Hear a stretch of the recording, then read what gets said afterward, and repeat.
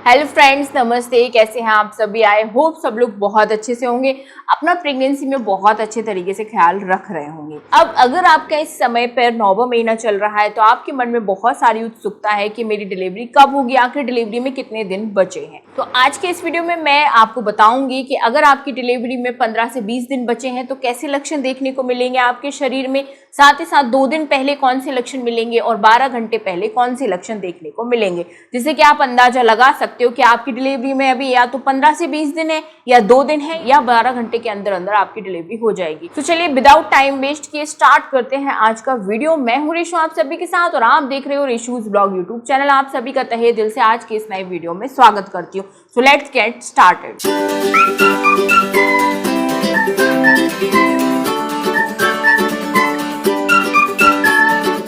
मुझे आप सभी कमेंट्स में जरूर शेयर करें अभी आपका प्रेगनेंसी का कौन सा हफ्ता चल रहा है।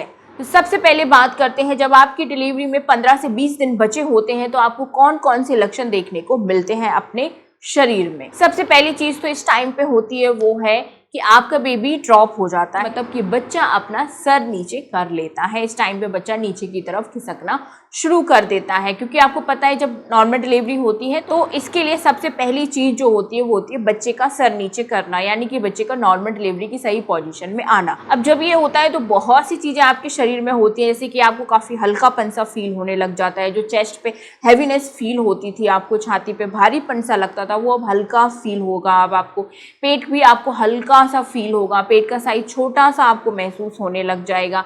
आपको सांस लेने में अब तकलीफ नहीं होगी और क्या होगा कि आपका यूरिनेशन बढ़ जाएगा। बार बार आपको यूरिन करने की इच्छा, यानी कि पेशाब करने की इच्छा होने लग जाएगी। आपको हर 10 से 15 मिनट में यूरिन पास करने यानी कि पेशाब करने जाना पड़ सकता है। तो ये तो हो गए 15 से 20 दिन वाले लक्षण जो आपको देखने को मिलेंगे जब आपका बेबी ड्रॉप होता है, यानी कि हेड डाउन पोजीशन में आता है। नेक्स्ट, जब आपकी डिलीवरी में मुश्किल से आप मान लो 2 से 5 दिन ये बचे होते हैं तो ये लक्षण आपको पक्का दिख सकते हैं। पहला तो कि व्हाइट डिस्चार्ज बहुत ज्यादा बढ़ जाएगा। व्हाइट डिस्चार्ज की दिक्कत आपको होने लग जाएगी और ये जो डिस्चार्ज है वो काफी गाढ़ा सा आपको नजर आएगा, एकदम से बलगम की तरह आपको नजर आएगा, जो कि ये म्यूकस प्लग होता है जो कि बच्चेदानी के मुंह पर लगा होता है और बच्चेदानी के मुंह को मतलब एक तरीके से ये बंद करके रखता है, जिससे कि बच्चे तक कोई भी बाहरी इन्फेक्शन प्राइवेट पार्ट के रास्ते से ना पहुंच पाए बच्चेदानी तक, ठीक है ना। तो ये बच्चेदानी के मुंह को प्रोटेक्ट करता है। अब जैसे ही आपका बेबी लाइट होता है, यानी कि बच्चा जब ड्रॉप होता है तो ये अपना जो जगह है वो छोड़ देता है और डिस्चार्ज होना शुरू हो जाता है। इसका जो कलर है वो हल्का पिंक सा आपको नजर आ सकता है, हल्का गुलाबी सा नजर आ सकता है, क्योंकि इसमें ब्लड की धारियां होती हैं। ये लक्षण तभी दिखता है जब आपकी डिलीवरी में मुश्किल से 2 से 5 दिन बचे होते हैं। नेक्स्ट होता है जब आपकी डिलीवरी में 2 से 5 दिन होते हैं कि आपको ब्रेक्सटन हिक्स कॉन्ट्रैक्शन आने स्टार्ट हो जाते हैं, यानी कि फॉल्स लेबर पेन शुरू हो जाते हैं। कि मतलब टाइम टू टाइम आपके पेट में ऐठन टाइप की महसूस होने लग जाएगी, पेट कड़क सा हो जाएगा और ये अपने आप ही बंद हो जाते हैं। ये पेन जब आप चलते फिरते हो, उठते बैठते हो, तो ये पेन अपने आप ही बंद हो जाते हैं। तो इस तरीके के लक्षण आपको दिखना शुरू हो जाएंगे जब आपकी डिलीवरी में 2 से 5 दिन बाकी होते हैं।